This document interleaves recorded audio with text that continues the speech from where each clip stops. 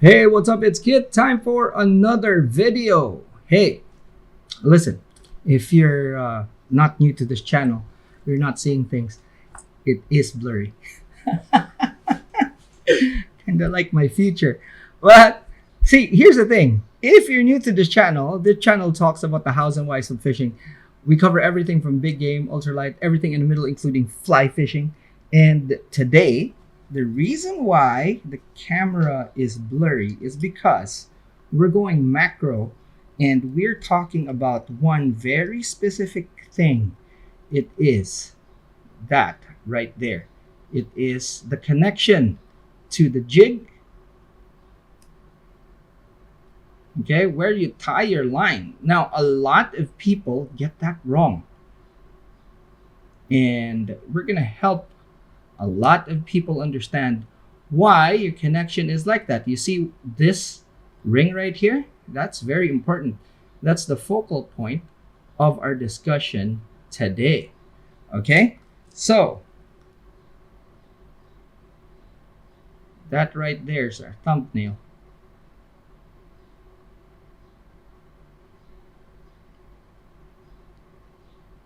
There we go.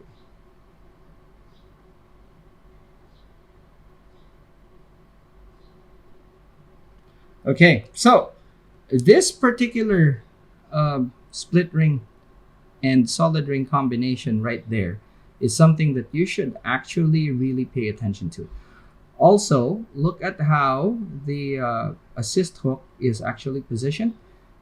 It's on the flat of the jig. You could see, as discussed. We'll talk more about the hooks later on, but what it is a lot of people get this wrong. So before we even jump into this, the very first thing that you should realize is that this split ring is not where you tie your line, and then a lot of people also tie on the solid ring, just like how you would probably do with a fast jigging setup. We're not going to do that. Okay, most important thing is you put another solid ring and it's still the same straight line of pull right there, but this gives the assist hook a lot of freedom. Okay, very important thing. At the back, it's pretty straightforward, but it's the front that we're having a lot of shall we say, misunderstandings. Okay. Now, as you can see, standard way of doing this is with a solid ring, and there are different types of solid rings, which I will show you today. Which one is good is really entirely up to how you're using things. Okay. Another popular way of actually doing this is with a swivel, as you can see there. Okay, and then we'll touch up on that as well. Now, I cannot stress enough that you should actually put a solid ring there, another solid ring. Very important. It gives the jig a lot of freedom for movement. Okay, now, how do you size the solid ring to use, and how do you size the split ring? Look right there.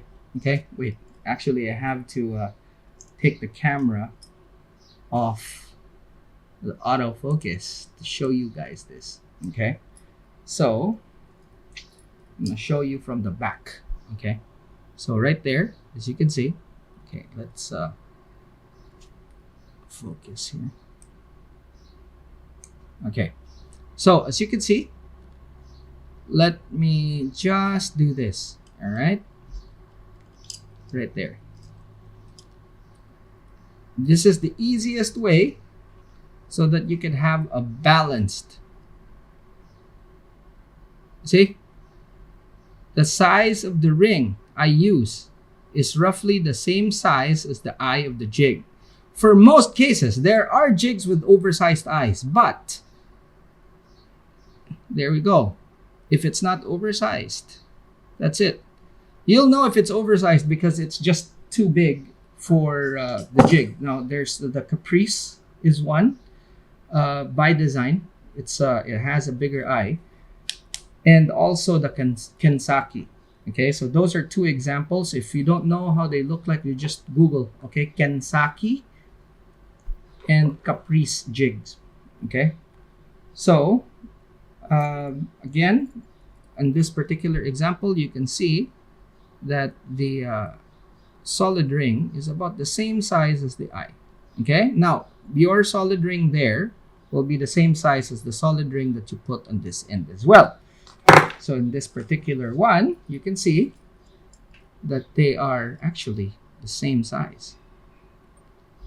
Okay, now as far as the swivel is concerned, use the smallest possible swivel that you could use.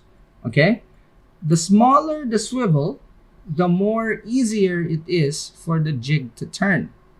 So if there are people saying that it doesn't make a difference between solid ring and swivel, they're most likely not using the appropriate sized swivels, because, and I'll show you here, a smaller swivel is actually easier to turn than a big one.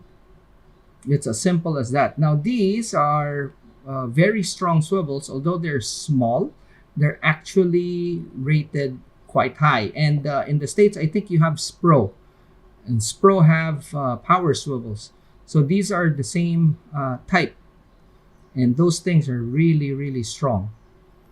I remember there's a swivel that's this big that's rated for 130. So 130 pounds. Okay? That's quite strong for something that small. Okay, and obviously the split rings that you use on slow jigging are load bearing split rings on both ends, because for slow jigging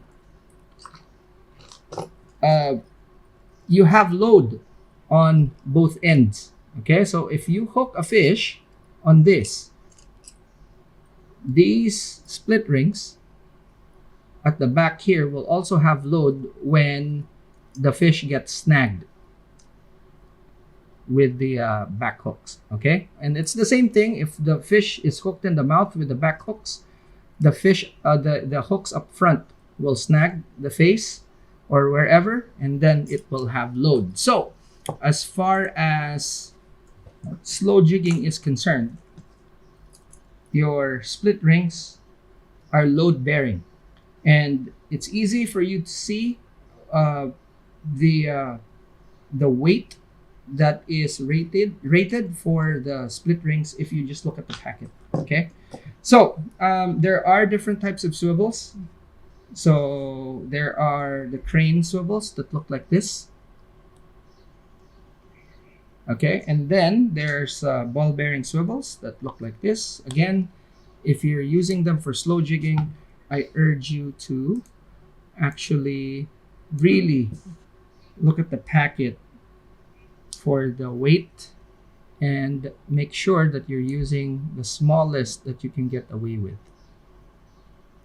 And how to judge that is basically just look at the capacity of your hooks and your assist cord, and then take the one that closely matches them. One thing that you shouldn't do is use this type of swivel. These are brass barrel swivels, and you will see barrel wraps on that side right there, and this side right here. Very bad idea to use this for lure fishing. For bottom fishing, these are okay. We've lost some big fish on these while fishing. So in general, I just don't use these. Probably for sinker lines and all that, I could use them. But for load-bearing applications, I actually stay away from this type of swivel. Okay, entirely. Unless I'm fishing ultralight even, But there are smaller crane swivels that they're not expensive. I wonder why people even bother because they're not expensive and yeah, big trouble. So as far as swivels are concerned, those are the types. Okay, there are several types of solid rings as well. So you can have a solid ring that is perfectly round. Uh,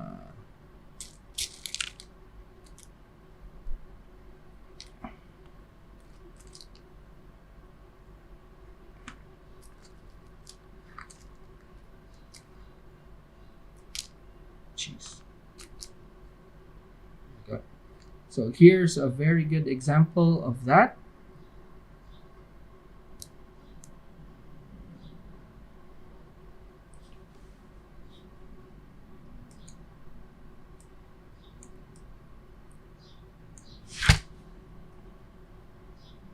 Okay, so there's a good example of a solid ring. Circle. Okay, there are also oval solid rings. I don't know if I have an example here, but oh, I do. Here's a big one.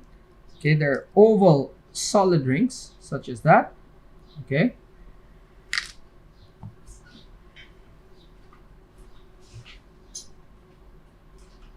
there are pear-shaped solid rings, which we call GP rings.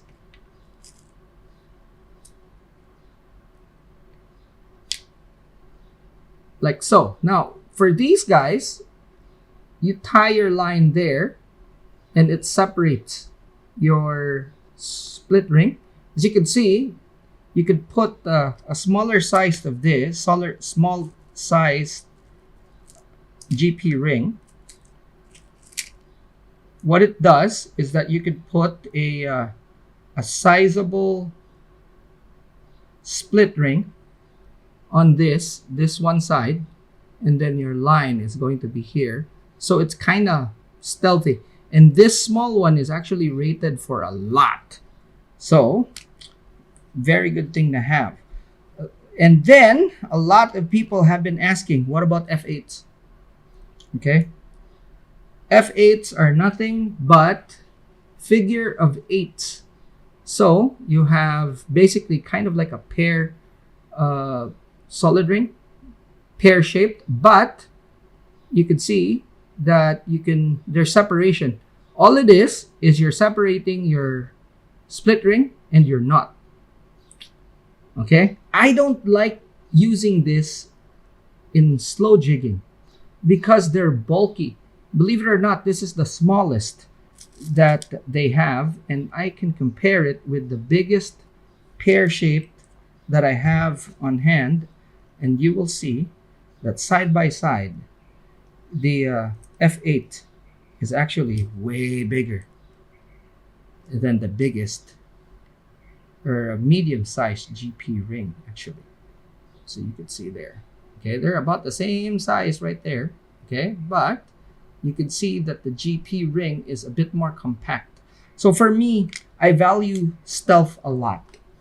Okay, I value stealth a lot, and this is the reason why I like the GP ring better than an F8.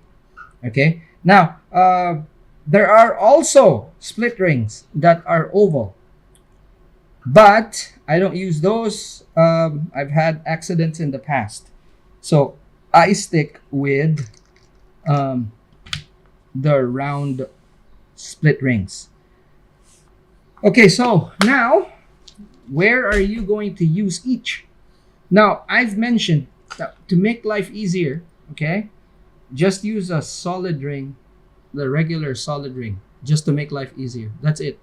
It is the standard, okay? Now, if you want your jig to move a lot, going that way or rolling, if you want your jig to roll, if you need it to roll, then you use a swivel. The fastest roll will be given by a small ball bearing swivel, a small one. Okay, smallest one will give it the most what do you call this, rolling action. Now a smaller crane swivel will give it a bit of roll more than a solid ring. A solid ring would be kind of like the standard. So um, for me, I let the fish choose. So what I do is I take these, okay, and then I drop. I know the fish are there. We see them in the sounder. I drop. If they don't respond after a few movements, I bring it up. I change the swivel. Okay, I change it solid ring. I change it to a different connection. It could be a small ball bearing swivel. It could be a crane swivel, whatever. So there's only three you could cycle to, right? Basically four, including the solid ring. Now, as far as the solid ring is concerned, the F8, the GP ring, and the ordinary solid ring, all it is separation. That is it. So solid ring will have your jig hit the knot. GP ring isolates the knot, and then although it can still hit the knot, the split ring, and sometimes it causes issues. Okay, now an F8 totally separates both the split ring and the knot. So as far as safety of your knot is concerned, the F8 wins. Okay, takes the cake. Now for swivels, it automatically separate, and it's more than likely the cheapest way to separate the two lines. So it's not only the movement that you're actually facilitating with a swivel. It's also the separation of your knot to the split ring. Okay, not only the movement. So that's the primary function of the swivel. It's the separation, and secondary is actually the movement. Now, depending on the swivel that you use, the more the rolling action will be. Also, it kind of helps the wobble of the jig as well. So there's the rocking motion, okay, which is that, okay, and then it also helps with the wobbling, which is that action of the jig. Okay, so as far as that is concerned, okay, the solid ring will give it a bit more. Remember, a lot of people are probably thinking like, what?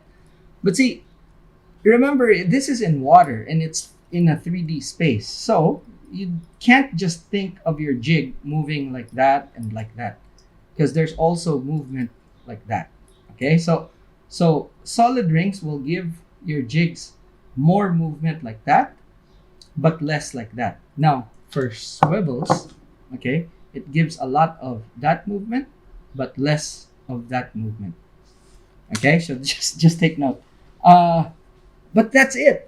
The most important thing I think here is that you should not tie your you should not tie straight to your assist hook, because it limits the action. It also limits the hooking power. Alrighty. Now, which one is better? Solid ring, swivel? Really depends. Like for me, as I mentioned in the previous video, I let the fish choose. Whatever they respond to is what I will be going with, and from time to time they respond more to more subtle actions, so solid ring, and then there are times that they would respond to for more action.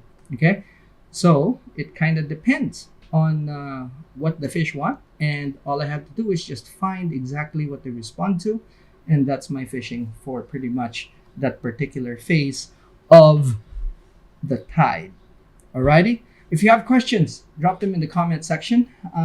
If you want to support the channel, there's a bunch of ways you could do it. The first thing is, of course, like the channel. If you haven't yet, subscribe, share the channel with your friends, and if you want to help the channel move forward, click on that membership button. Alrighty, that's it for this video. Thanks so much for watching. I hope you learned something. See you in the next one. Class dismissed.